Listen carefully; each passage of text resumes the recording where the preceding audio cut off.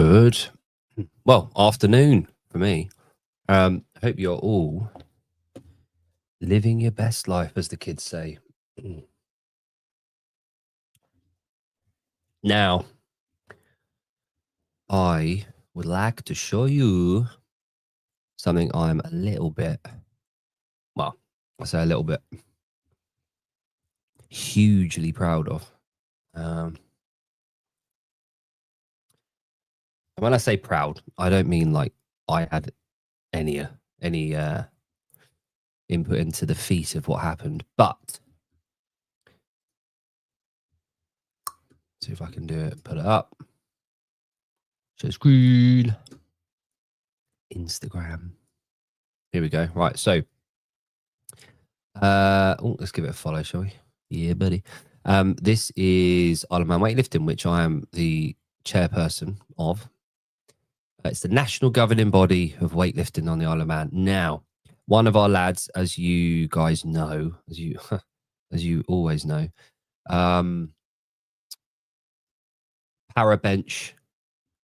is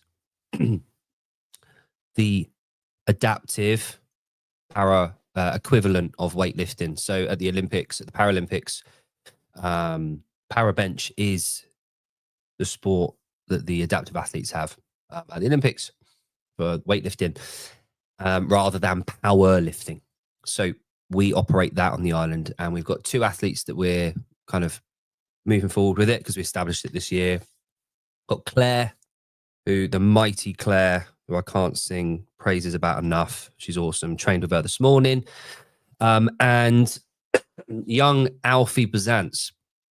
So Alfie, oh, blimey, that's long. That is 98 kilometers longer than my ski this morning. Gross time was 62 kilometers. Fucking hell. 100 kilometers. So let's say you're keeping to what, 1K every 2 minutes. What's your average split so far, Sean? What are you keeping to on there? Let me know.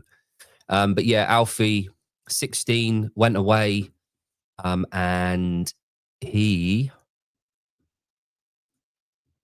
let's see if it will bring up. There we go. And claiming gold for Britain, Alfie Bazance of the Isle of Man from Douglas. His first lift of 150 was enough. He wins bronze as well in the total lift.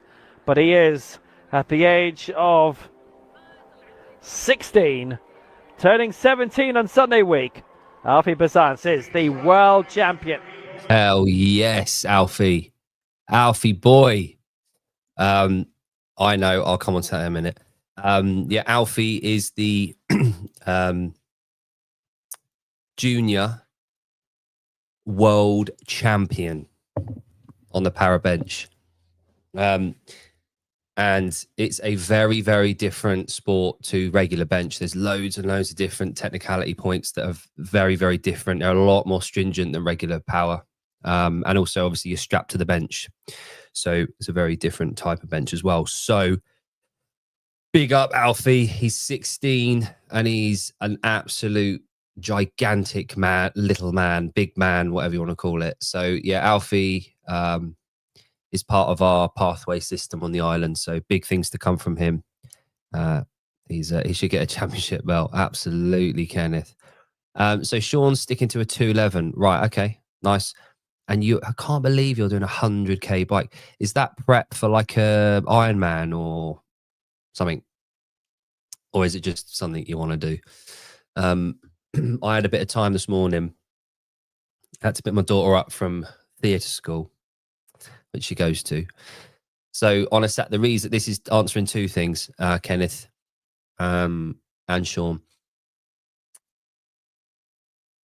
Saturday mornings I work fairly early. No tomorrow take a on board. Oh no! Did you tear that this week or recently, or is it just a long-term thing? Not good.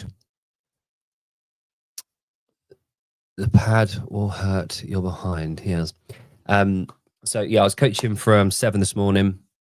It's now 2:30 p.m. where I am. So I was coaching, and during the time when I'm out, I'm out for 5 hours on a Saturday coaching and training, and my wife takes my son to rugby and my daughter to theatre school where she's out for 3 hours. I went and picked her up and came home, had some lunch, had a shower, and now I'm here, which is lovely. And that's why I am on at this time. And also this show's called, well, it wasn't, I put it on Instagram as the pre-game chat. Because I'm going to stay on for about an hour, then give you guys about a half-hour break before Kill Taylor. So that's the plan. But I wanted to come on because I haven't been on for a few days. My wife. And I wanted to come on and just have a chat and show you my new decorations. Oh, my God. Oh, well, that's why I need to put... See, this is how much of a rush it was coming on now. Come on, phone. Do not disturb. Come on. My WhatsApp things keep coming up. Jason Bourne, hello there. Jody, just started work. Good. Sean, 2 weeks ago, ran a 50K with it on Sunday and naturally got worse off running for the next few. Right, okay. See, I don't run hard enough to the rotator cuff to be an issue. Forge in Elite Fitness, it is.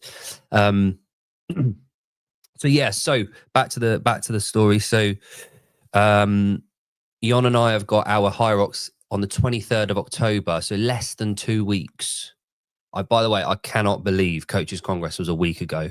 This week has gone fucking real quick. This time last week, I was hanging with my boy Rich. I wasn't. But yeah, so I had a bit of time, and this morning after I coached, I did 5x10 back squat, and then I did 5x10 bench, and then I had about 20 minutes. And you know when you're dawdling and you're like, what do I do? Can't do this, can't do this. And I'd done enough fucking intervals, and yesterday was an hour-long piece. So I was like, right, I did an hour-long yesterday, which we'll talk about. And then today... I thought, right, fuck it, 2K ski, let's go, let's see what you got. So my warm-up was my squats and my bench, bit of posterior chain on the squats because I hinge a little, well, a lot, and then bench for the triceps, shoulders, trunk, and funny enough, yesterday came to haunt me on the ski erg today. And it was my trunk and my abs.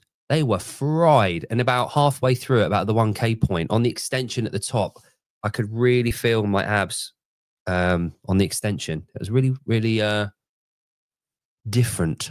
So, yeah, so 2K ski done. Got a bit of frank off at the moment, which is always a nice thing to achieve. But, yeah, it was good. I got 6:45 in the end. I haven't actually looked at the breakdown. Let me have a look. Average pace was 141 splits. So the 500s, yeah, 140, 141, 142, 141. Average stroke rate, 40 strokes a minute. Power output, 337. Average calories an hour, 1458. But yeah, not too bad. I was quite happy with that. So 6:45 for 2K ski. That's official because it's done on the Erg Data app, which is a good thing. Fuck yeah! Oh no, that's no. My heart rate only went up to 178. That's not too bad. But yeah, if you're bored and you've got 8 or 10 minutes to spare, do a 2K ski, see how you get on. But yeah, my abs. So yesterday's workout. I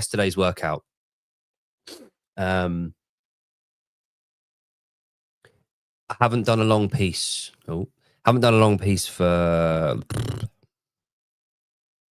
about 10 days now. When I say long, anything over 40 minutes is long for me. Not you, fucking Shawnee boy, doing your 100K. Hour long, and I thought I'd stick to 2 minutes, 2-minute intervals. So set the timer for 30 intervals of 2 minutes, By the way, I think that's a massively underutilized tool on a lot of WOD clocks. So timers in the gym is people do not use the interval timer enough. A lot of coaches just end up putting on a rolling clock and then shout out and guess and that kind of shit. If you've got an interval timer on your timer, fucking use it. Saves a lot of the counting and all that shit. 30 intervals of 2 minutes of work. I had 3 machines out: row, ski, bike erg. And I managed to keep to, including the intervals, 500 meter row, 500 meter ski, 1,000 meter bike. And I was hitting it in about 150, 155, 5 to 10 second transition time, move on, get ready to go and start. And I kept to that for an hour. Challenging, but manageable. Though that transition time, the 500 meter mark, the 2 minute interval, it kept it interesting. It kept it tough and challenging. And the number was quite nice and rounded, so it was good. My baby likes your voice. Hello, baby Kipping. I hope you're doing well. I hope you're listening to your mummy and challenging your daddy in lots of ways. But yeah, all good. Now you might notice, you may well notice, young Kipping. How old's your boy now? Grant, is he 2 weeks yet? Must be about 2 weeks. Sounds like torture. What, having a baby? Yeah.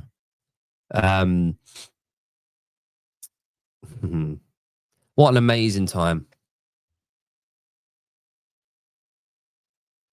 So Grant, I'll be, what am I, 3 months behind? So yours is what, 2 weeks old, I think, about that. Maybe 3. Mine is due tail end of December. So yours was what, end of September? Hey, 2 weeks today. Yeah, 2 weeks. So yours was what, end of September, October, November. Yeah, so I'll be about three months behind. And I don't know if I'm having a boy or a girl yet. That'll be interesting. We had a bit of advice the first time. So one before Athena was born. This was tail end of 2016, before we had the 20-week scan. And one of the members at the gym, older boy, is probably about 60 odd at the time. And we were talking about whether or not we're going to find out. Yeah. Do you know what, Dan? I'll come back to my thing in a minute.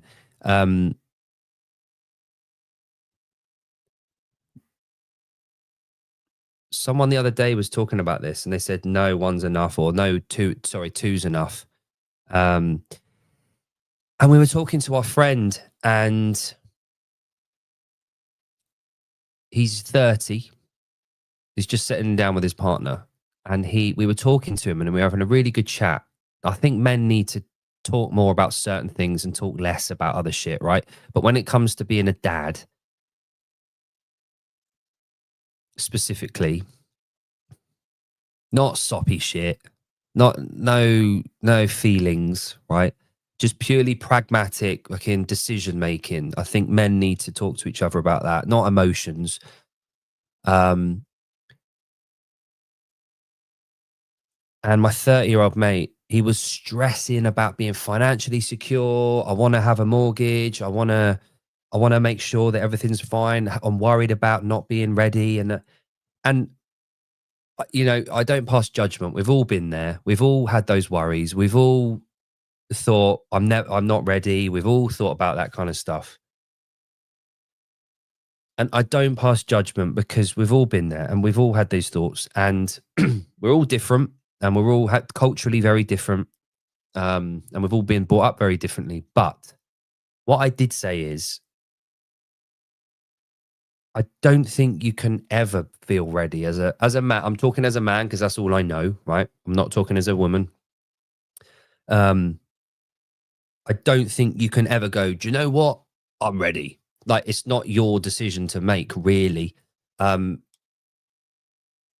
know, as a dad, or you don't know yet, but coming back to your thing, Dan, difference being in your position, Dan, is you know what it takes to be a dad. You know the demands of being a dad now with your first two. You know what your role is. You know yourself as a dad. You know what kind of man you are. You know what kind of dad you are. You know how you react to things. You know how you prepare for things. You know how lazy you can be sometimes. You know what pushes your buttons. You know what makes you work hard. You've got that experience. And like Grant's just said, where is it? If you're thinking about it, do it. If you're thinking about it, if you're even contemplating it, that means, from my perspective, it means you're ready. Wow.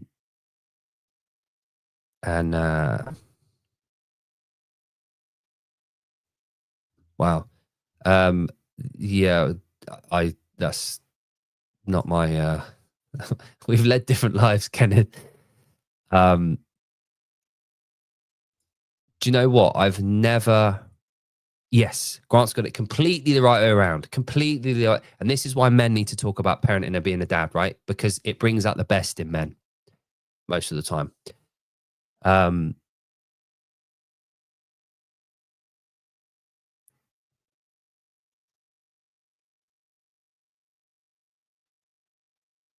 Every dad in here will know what I mean by this. I almost felt, and it could have been my sis, to be fair, but I almost felt a physical crack in my brain when I became a dad. It's a complete shift, and people talk about it all the time, and you hear men say it all the time, and you change characters. You go from being a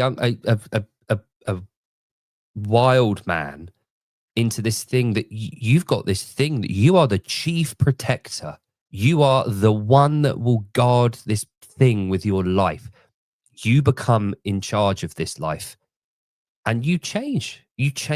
Everything changes. You put on a totally different visor, and you look at everything differently. Life completely changes. And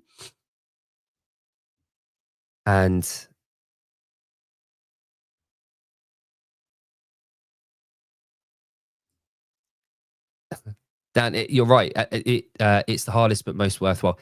It's a cliche at this point, isn't it? You've heard it so many times, and this is the conversation I was having with my mate who hasn't had any kids yet. He was worrying about having kids, and do you know what? Fair play. You should be worried, because it is the biggest change in your life you will have, becoming a dad, because you're not you anymore. You become this higher version of yourself.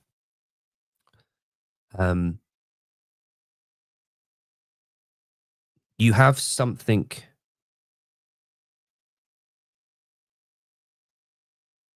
that you can always fall back on. You've got a reason. You've got a motivation behind everything that you're doing. It's the equivalent of having a training goal. People go to the gym and they don't really have a goal. They don't have a purpose. They're not training for anything. But then you have a kid or kids, and every step of your life is to do with them, directly related to them. And before you have kids, you can't really gauge what that's like, because goals can change. You can, from 1 minute, you can be trained. Yeah, I want to be an Olympic athlete. Cool. Then what? Olympics come and go. Then what? Oh, I'm going to train for a powerlifting competition. Okay, cool. Then what? It will change. You can do a high rocks. Yeah. When you have a kid or kids, that's your goal for life.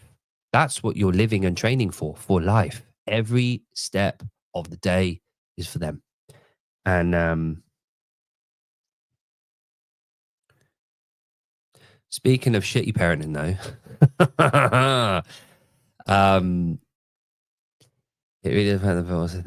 it really does bring out the best in men. Also, think about other countries. Think about them. They don't think about money when considering kids. I don't. Okay. I think. I guess related to that, Grant, is you look at you use the term Muslims. I'm extrapolating from the other parts of that paragraph. If you look at the difference between third world countries and first world countries, third world countries have like an average birth, like an average child to parent rate of, I think it's like an average of 4 kids per parent, per couple. Whereas first world countries, it's less than 2 now. No, money isn't even concerned. I know, and that's the thing. And I think when money becomes a priority in your life, it becomes the decision principle. So you're deciding everything based on financials. Whereas when money isn't central, it isn't the sole decision maker. Money almost becomes a third parent, doesn't it?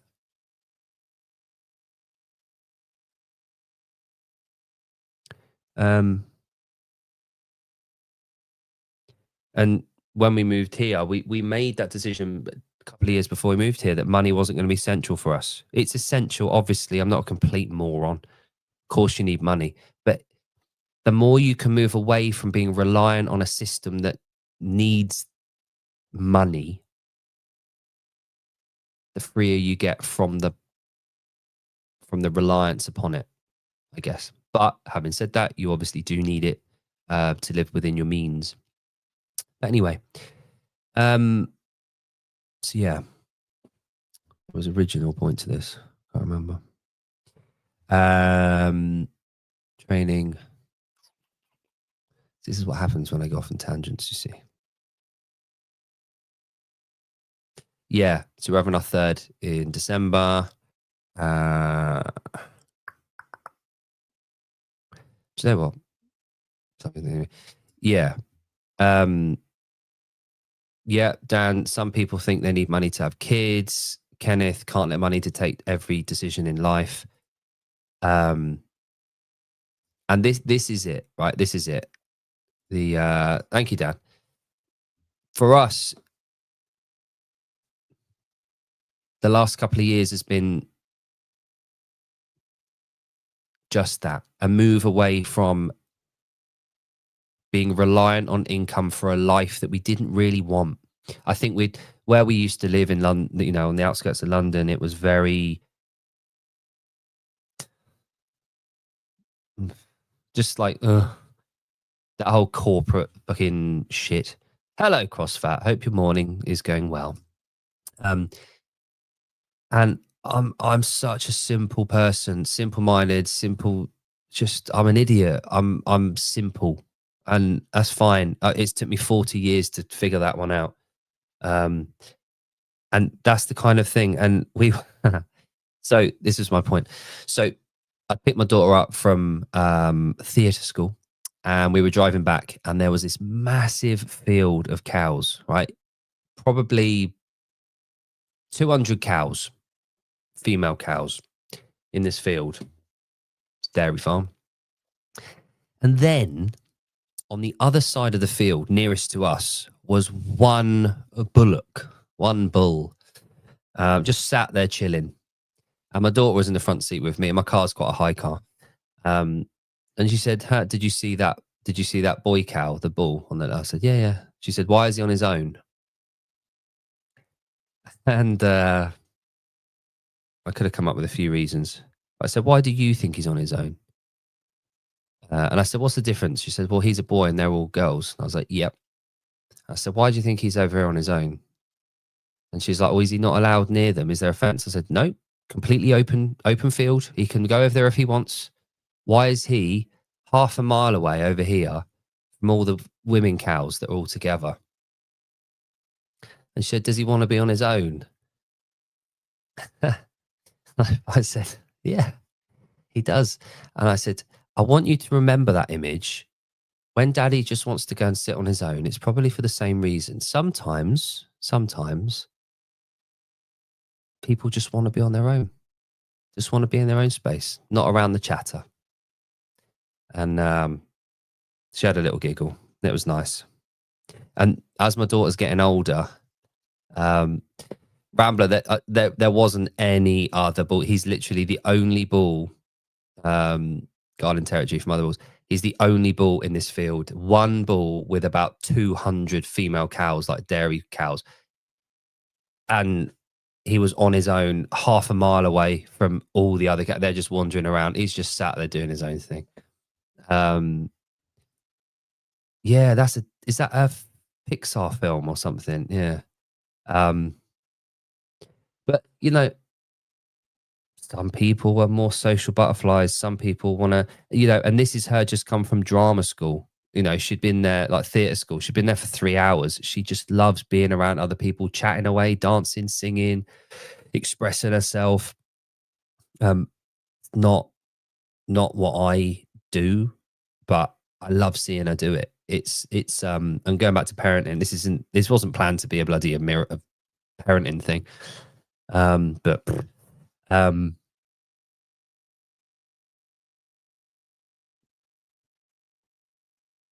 the contentment, how content you feel seeing your kid expressing themselves is and it can only go on.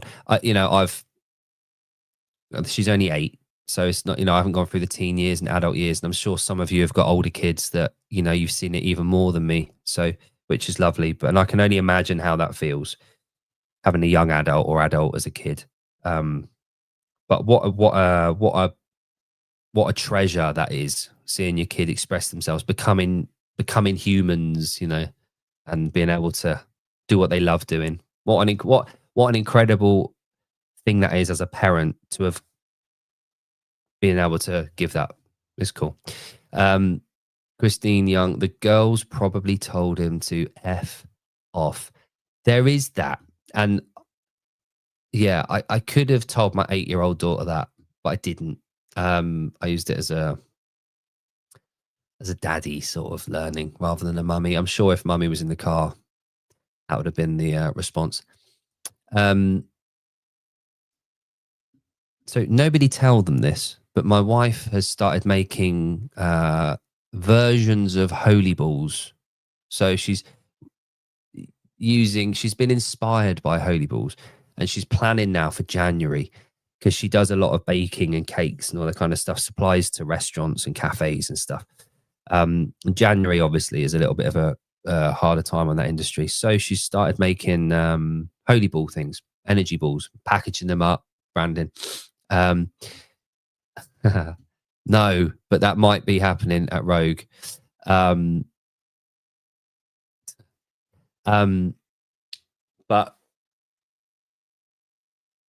we need to come up with a name, and I think I've got the name, Man Balls, because we're on the Isle of Man. So Man Balls, I think that's a great idea.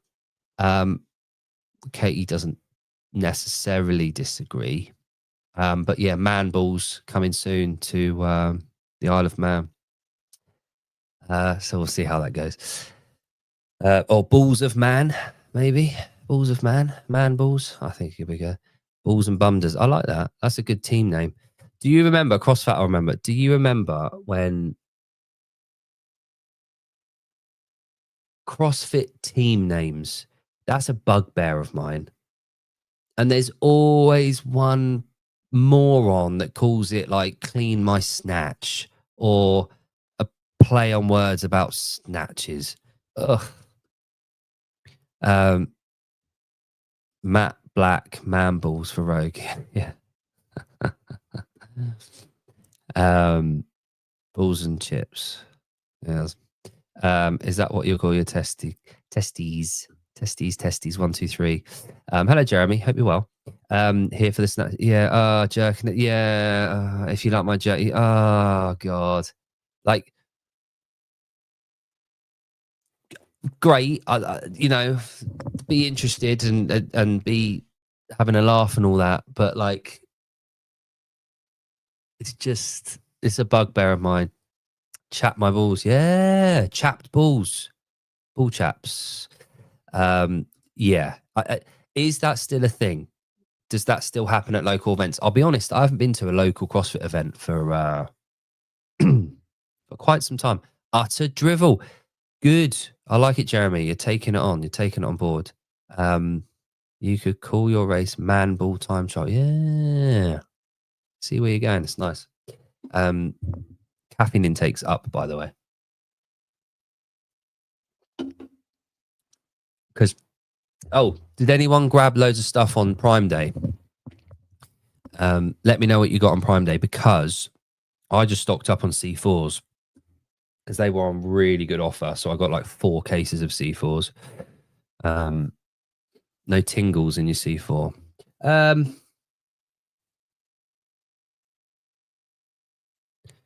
I'm reluctant to drink it when it says beta power on alpha power. Anything with beta doesn't go in me. No, do you know what? I was getting down on my forearms along here. I did get a bit of a itchy red patch there, which I never used to get. I used to get it on like my elbow, inside my elbows and my knees. I used to get it on the really thin parts of my skin. That's why I stopped taking it. It's horrible. CrossFit got some thumb tape and pre-workout. Nice. Love it. Was it Bang? Did you get the Bang powder? Rambler, I just got silicone tray for my air fryer. Okay. They're good. They're a bit... So we got those little flimsy rubbery ones, and they go horrible, don't they? You have to get them now and again. I had to go Chemex. That's about it. Cool. I need more physio bands. Good. Yeah,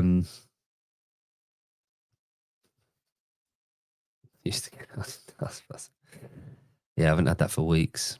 Yeah. So Amazon Prime was good for me. I got a few bits and bobs. So a couple of things I definitely want to talk about. Let us know, Jodie. Don't be shy. Let us know. Kenneth, we just use parchment paper for air. Yeah. So do you have like grease-proof paper? We have either use silver foil, or what would you call it? Tin foil, aluminum. It's got a fucking I in it. Aluminium, like all the other iniums, like lithium, aluminium, tin foil. Well, it's not tin. I don't know why I call it tin. Non-bleached, of course. Yes. So we watched the Ed Gein monster series on Netflix over the last week. Aluminium. Yeah, we watched the Ed Gein thing. Fucking hell. That was that was good. Loved it. Hang on, Mr. Clock knows everything. So let's see. It may have an I in it, but it doesn't have a U in it. Aluminium.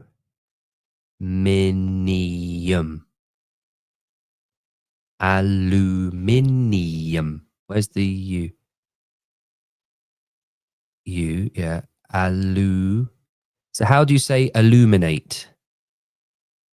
I'll be interested to know how you say illuminate. Aluminium.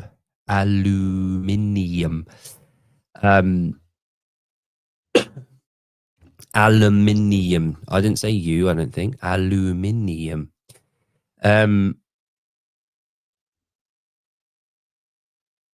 Aluminium. Illuminate. Aluminium. Illuminate. Aluminium. Anyway. Yeah, Ed Gein. He was a character, wasn't he? He was a card. If you haven't watched that yet, give it a watch. Now, the second and third episodes are a little bit tangent. They're a bit left field. And the reason for that, condominium. Another good word, Kenneth. The reason for that is because of the influence that I had no idea he had on pop culture and film. And if you haven't watched it yet, this isn't going to give away anything. But the whole of the second and most of the third episodes are talking about reference points. So this Ed Gein fella, he was born in like 1906, 1908. In wherever the fuck Heidi's from, Minnesota. And pretty harsh upbringing, pretty hard. And he ends up becoming a serial psychopathic killer. Things happen along the way. But Alfred Hitchcock was obsessed with the story of Ed Gein, and Patrick Bateman, down to the house that they built, was a clone of Ed Gein's house. He was basically a knockoff version of Ed Gein. The mum, the everything that happened with not Patrick Bateman, that was another one. Norman Bates, sorry. Everything that happened, he was basically as a storytelling of Psycho was written about Ed Gein. Leatherface from Texas Chainsaw Massacre, Buffalo Bill from Silence of the Lambs, Patrick Bateman in American Psycho. There's all of these reference points. Ted Bundy was a big fan of his, and they talk about that later on in the series. And they dramatize. It's obviously a dramatized series, but it is so damn good. The whole thing. The only bit for me that let it down was the last sort of 20 minutes. It sort of dwindled a bit, but other than that, the whole series is fantastic. I would thoroughly recommend watching it. It's not too, I mean, it is gory. It's not too gory, but it's done well. And that it's purposefully done. So yeah. Good morning, 5 a.m. Squad Club. Adam, how are you? How are you, sir? You could say he was a friend in the serial killer. Yeah, you could. We have the best. See, Jeremy, I would agree.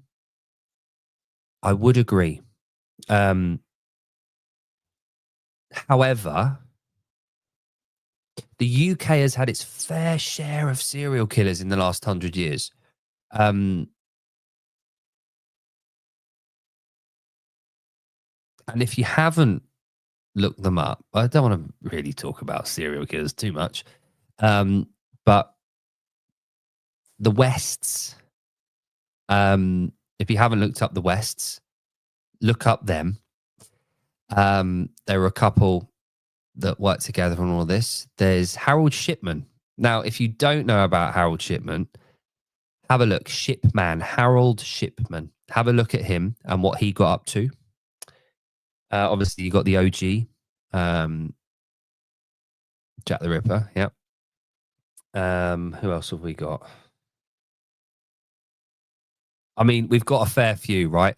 But have a look up of Harold Shipman. I'm not going to pull him up. I'm not going to tell you all about him. But have a look at Cheeky Harold. All right, have a look at what he got up to, and look at the numbers that he hit. Oh bloody hell! Yeah, was that fucking was Johnny Depp in that? And Heather Graham. Was that one from hell? Yeah, Bronson was amazing. That was the first time I think that I saw Tom Hardy and the trajectory he went on. I think that was the first film that really kind of stood out from there. I'm doing great, thanks, Adam. Carried my son back for that. Nice, decent. Yeah, do you know what? I haven't watched that film for years. That is a great shout, Jeremy. Depp does quite a few films in the English accent, doesn't he? He lived in France, didn't he? Was he married to Winona Ryder or something? There's some connection there. I don't know. But yeah, he's a card, isn't he? Super Pint, was that him at the Courtyard? So yeah, Ed Gein, worth a watch.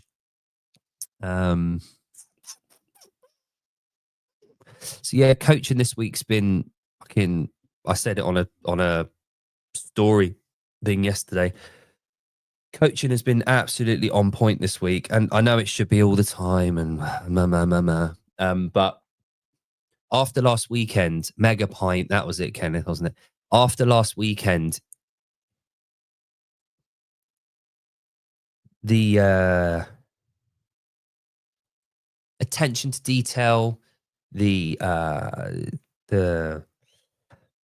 planning, the enthusiasm, the desire for people to move immaculately, the intensity, the language I was using, the intent.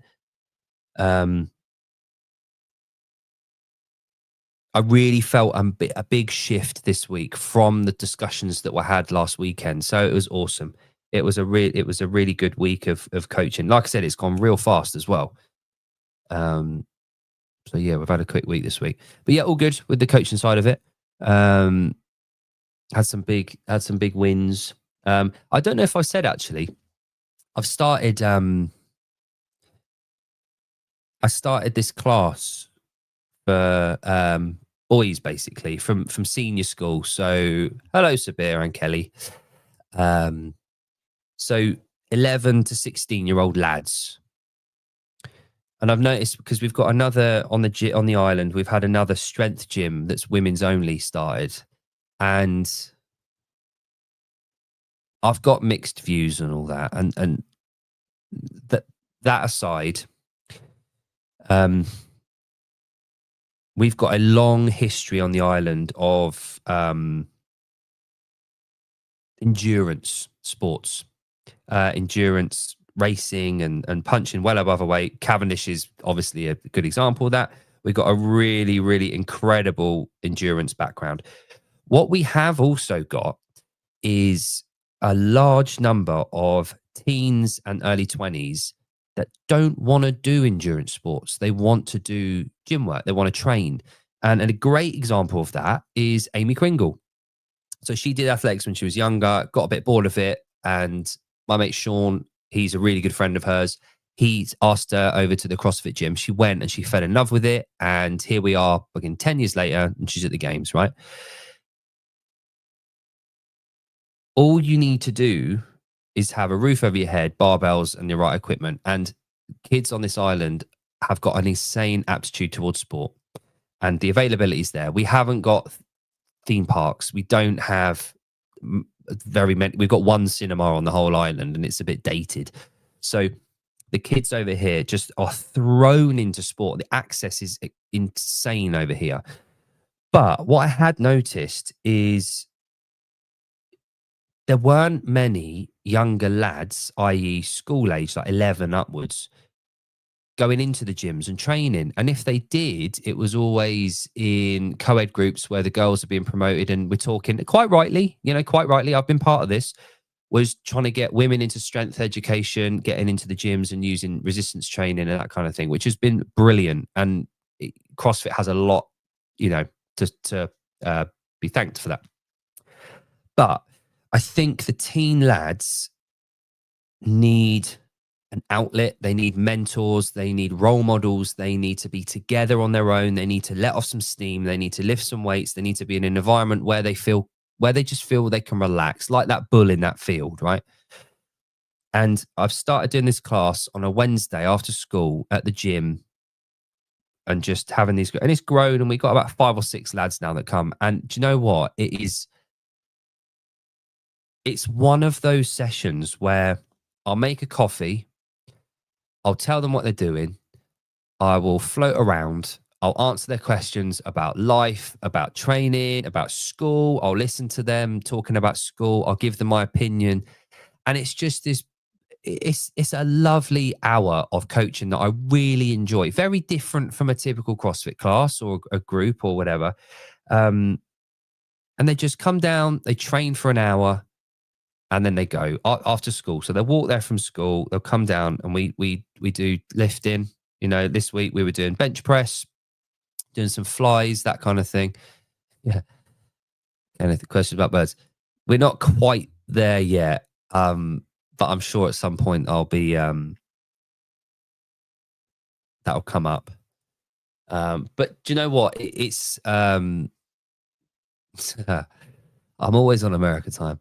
I thought I'd do a pre-game chat, extra sloppy, Esquire. Long morning, and Savon's on in 50 minutes. So let's have another 20 minutes and then get you warmed up. I'm the warm-up show. As the crowd's sort of coming into the arena. But yeah, it's one of those sessions where, I'm not charging them. They'll come in, they'll have an hour, they'll let off some steam, and they'll go away. But one thing I have managed to do this week, the fluffer, yeah, well, one thing I managed to do this week, one of the PE teachers at the school, at one of the schools, he's a member at our gym. So I let him know and I spoke to him and he loved the idea.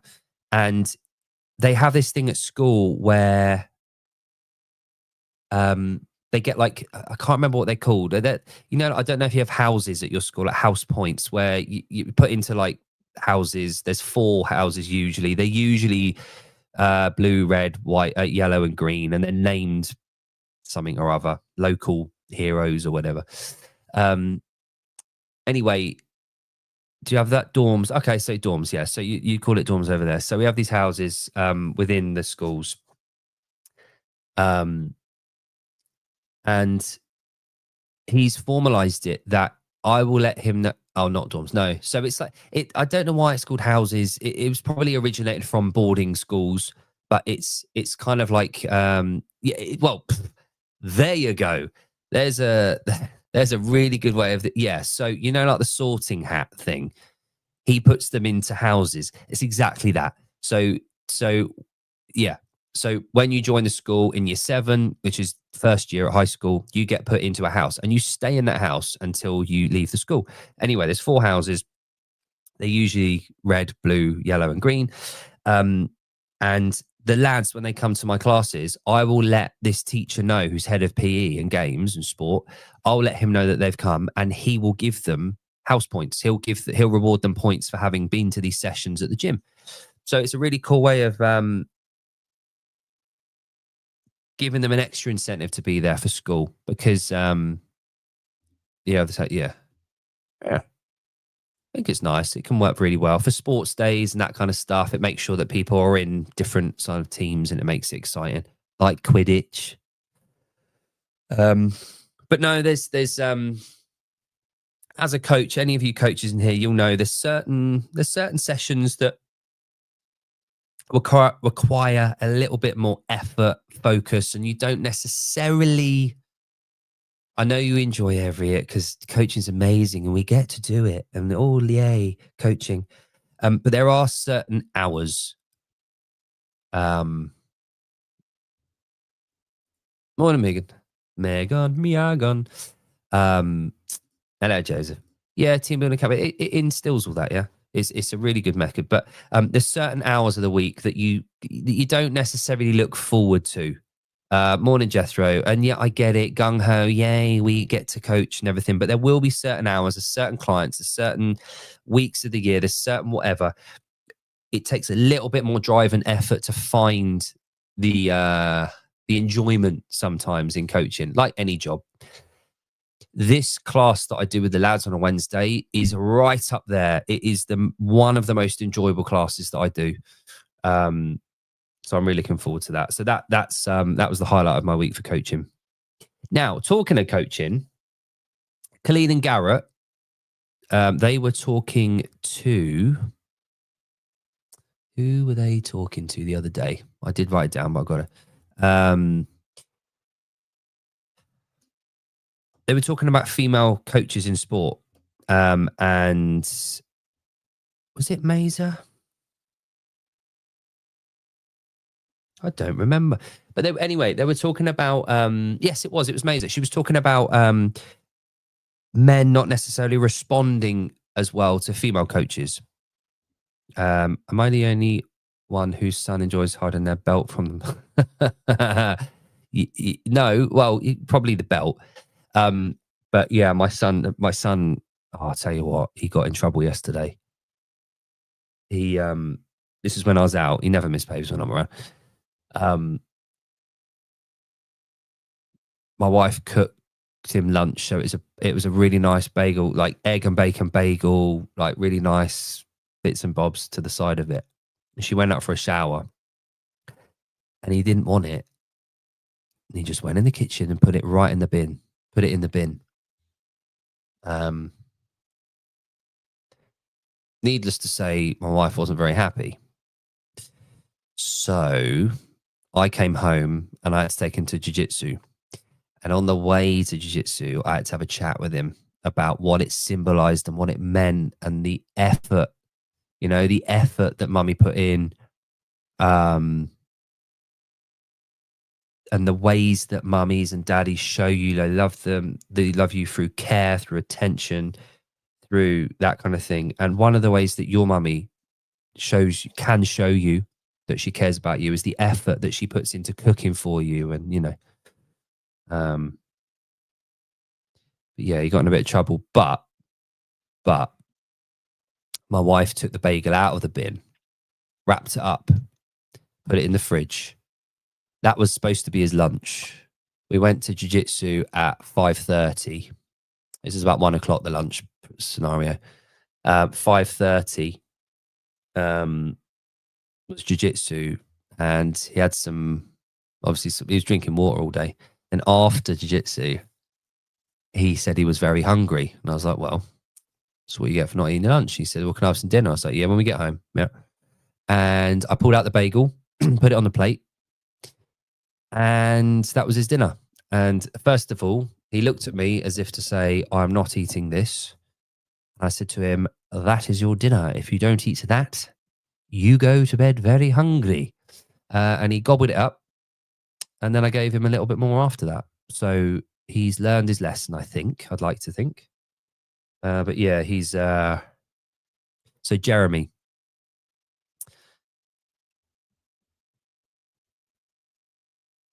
Your son's not the only boy that's hiding stuff. My boy tried to hide his lunch and he didn't get away with it. Yeah, been through that phase, Kenneth. Yeah, great phase. I'm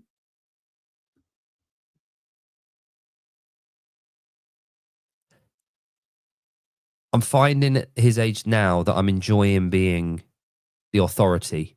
I'm enjoying being the enforcer. I've talked about this before, but my role is the enforcer. Mummy's role is the law. She sets the laws. I enforce the laws. We've kind of settled on that as being our roles. Obviously, you dip in and out of both, but ultimately, I enforce the laws. And like I said, yeah, he did. He ate that shit and he just got on with it. And, initially it was a bit of reluctancy, like this was in the bin, but you put it in the bin, boy. That's your doing. But he did well at jiu-jitsu, even though he was fairly hungry. But yeah, that's coming on as well as jiu-jitsu. It's getting... I don't know if any of the parents in here have had kids that have done like any martial art or that kind of thing. But he's been doing it about 2 years now. He's 6. The first couple of years are all... He's 6, Sabir. Sorry, I answered that when you wrote that. He's 6. The first couple of years are more like kind of like learning to love it, learning the protocols, learning about having a coach, discipline, not necessarily the actual doing, just getting used to what a guard means, and those kind of principles. And I talked to Heidi a lot about this actually, because she's obviously a coach. She's a purple belt and she coaches kids a lot. So I talked to her and get her opinion on stuff. Yeah, so he's 6. He's been doing it. He's on a gray and white belt at the moment. But he's due to get a stripe soon. But his sister, yeah, it's grey. His sister is very good. She's hyper mobile. She can just warp her body. It's mad. But yeah, in the comp class, he goes to competition class on a Friday night. And he's the youngest there by about 3 years. But the boys and girls that train with him, they give him a little bit of leeway, but they challenge him. And he's the lightest there by about 20 kilos, and he only weighs 28 kilos. But it's good for him. And I think challenging kids with obstacles like that and hardship and punching up, I think that can only be a good thing. And he loves it. He loves it now. It's his club. It's amazing. He wants to go. He asks to go. When's jiu-jitsu? When can we go? Which is great. And he's doing it 3 times a week. So it's obviously good. He started rugby as well. So he's playing rugby now. It's tag rugby or flag, whatever you call it. But 4 of them in their rugby team go to jiu-jitsu together. So the coach at the end of the hour on a Saturday lets them go contact, do tackling drills, ready for when they're 11. They start to do scrum at 10, and then contact with tackles at 11 years old. So, oh yeah. So yeah, Mazer was talking about female. Thanks, Jeremy. Mazer was talking about men not necessarily responding well to female coaches. And it's tough being a female coach in groups of men. And as I was listening to that, it did get me thinking. And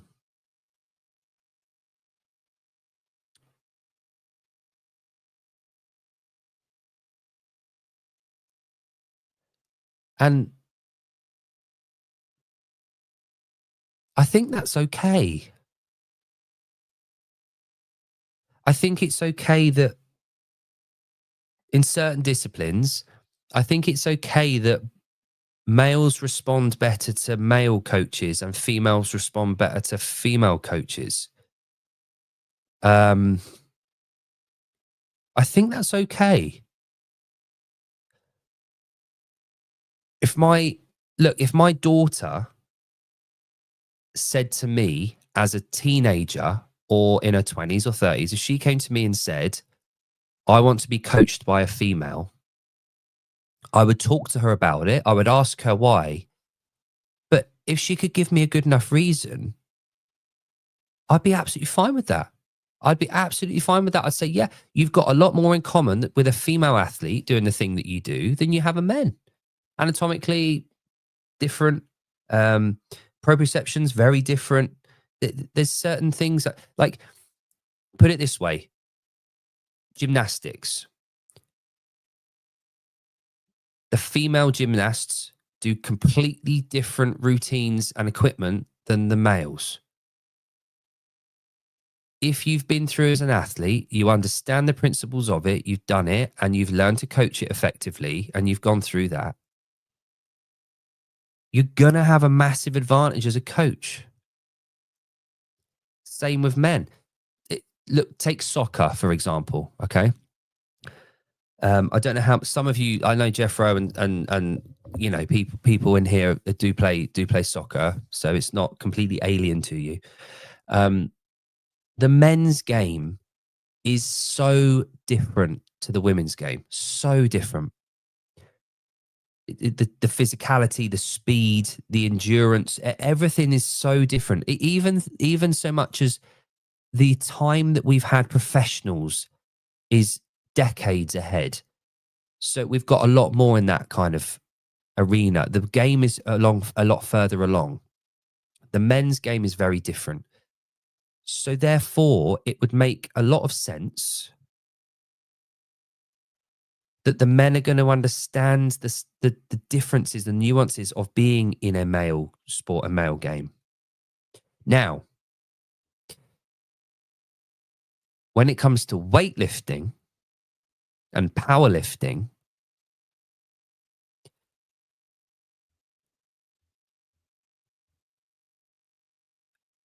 a female coach knows the same shit that a male coach knows, because it's a very binary thing.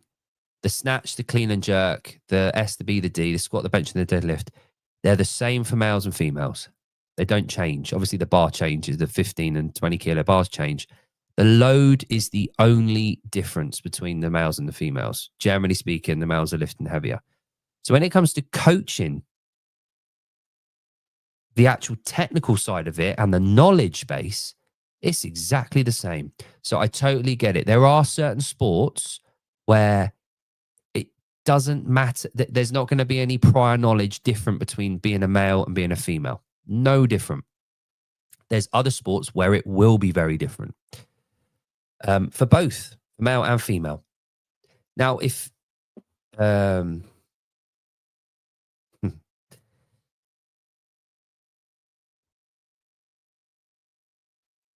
so, but then, and it is worth talking about this, right? But then, if my daughter said to me, I would prefer to be taught Olympic lifting by a female coach, of course, my initial response would be, okay, Is there a reason for that? If she says, I would be more comfortable and I think I would get more out of that, I can't see that being a problem for me as a parent. I can't.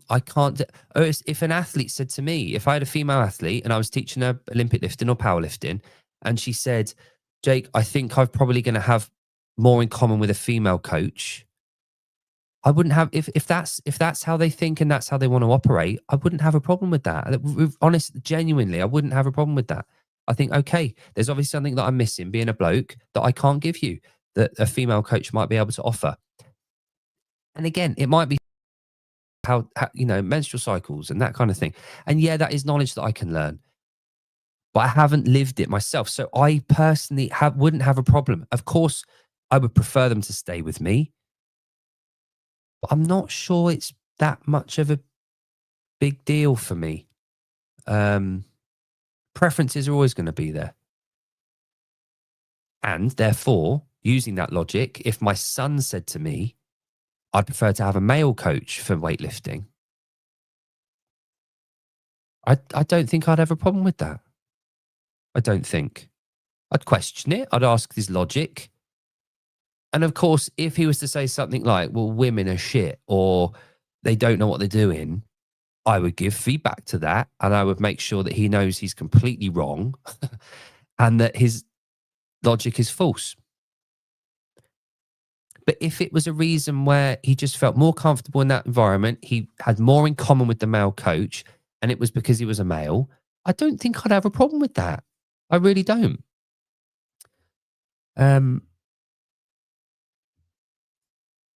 So,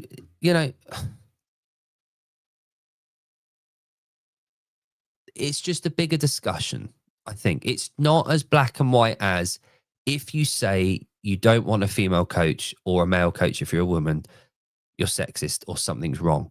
I think we can all have our preferences and that's okay. You're going to get on. I get on a lot better with a male training partner because I can walk into the shower in the changing room. When I'm at a competition, I don't have a problem with being, naked in front of him. We'll go in the showers. They'll continue having a chat. I'll be able to train at all hours. I'll be able to do what I want. I'll be able to fucking fart in front of him. I can do whatever I want in front of him. I can relax more and I can be a relaxed athlete and I can train better and I can operate better. I don't feel like I could do that with a female training partner to the same degree. So therefore, I think I'd be able to do that. Wrestling coach in the year. Yeah, and again, there will be exceptions to that. And I totally agree. It's not a case of you, and I've always held this stance. You don't have to have done the sport to the elite level to be the best coaches. In fact, quite the contrary. I think if you have been an elite athlete, I think you find it very, very hard to be a top coach. So it's the complete opposite. And there's going to be technical things like jiu-jitsu is one of them. When it comes to technical and high skill level stuff, when it's not based necessarily on differences in physicality, I think there's a preference to be had for certain people. And I think that's okay. It's okay to have preferences. So yeah, that was just my thought. And it'll carry on developing. It's not, I haven't, it's a fluid conversation to have. But yeah, anyway, we're coming up to past, which is when I said we'd wrap it up. Savon's in half an hour with obviously Kill Taylor. I don't need to tell you about that. Have we had the workout yet? I think we haven't we? Let's have a looky. Let's have a looky hooky.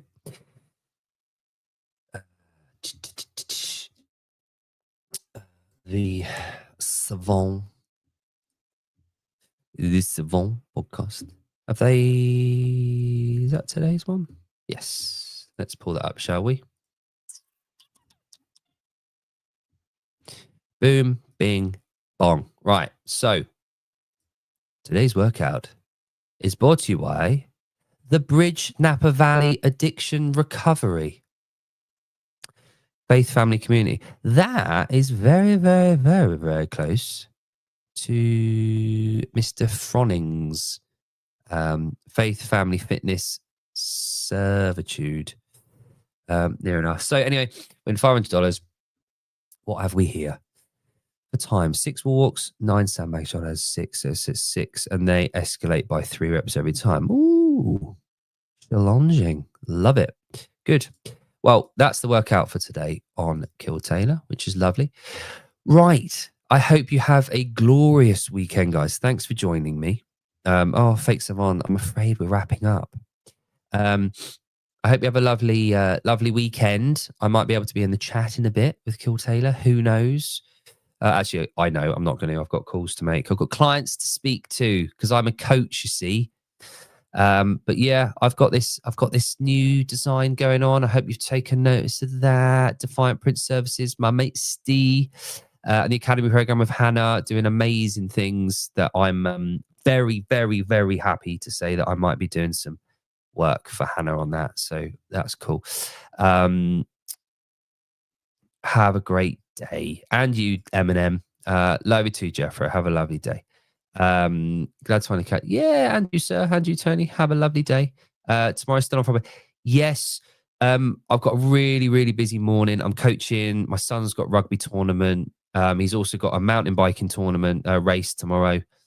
So I'll be doing that with him in the morning, but I could hopefully get an hour in between that and Savon going live. So yeah, I'm hoping to. Lars and Jeremy, thanks for coming on. Thanks for your opinions and all that. Lovely to see you as always.